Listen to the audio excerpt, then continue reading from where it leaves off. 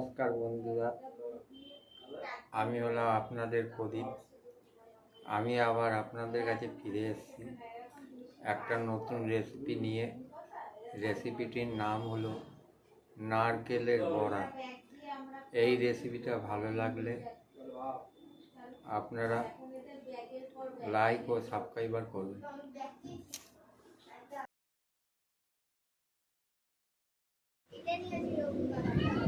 আপনারা প্রথমে নারকেলটাকে মেশিনে গুঁড়ো করবেন।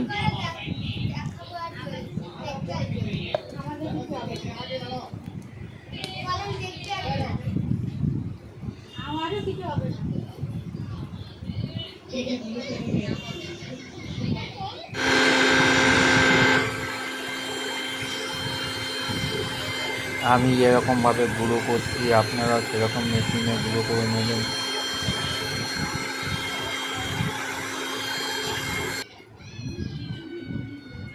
দেখেছেন,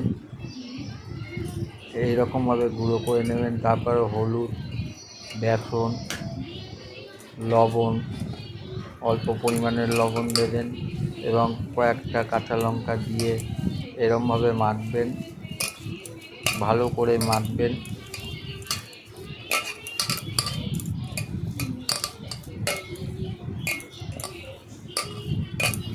এই নারকেলটা নষ্ট হয়ে গেছিলো, কি সুন্দরভাবে সেইটাকে দিয়ে একটা জিনিস তৈরি করছি। আপনারা এরকমভাবে করবেন, কত সুন্দরভাবে। কড়াইতে তেল দেবেন, সর্ষের তেল। তারপর সেটাকে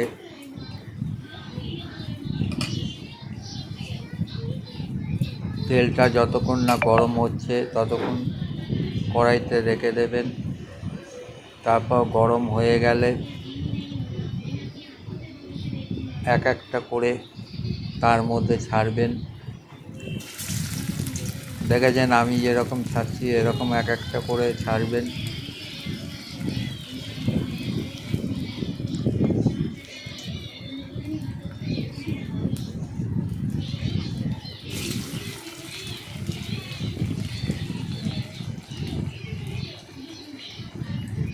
কি সুন্দর লালচে কালার হয়েছে। লালচে কালার হয়ে গেলে আপনারা সেখান দিয়ে এক একটা করে নামিয়ে রাখবেন।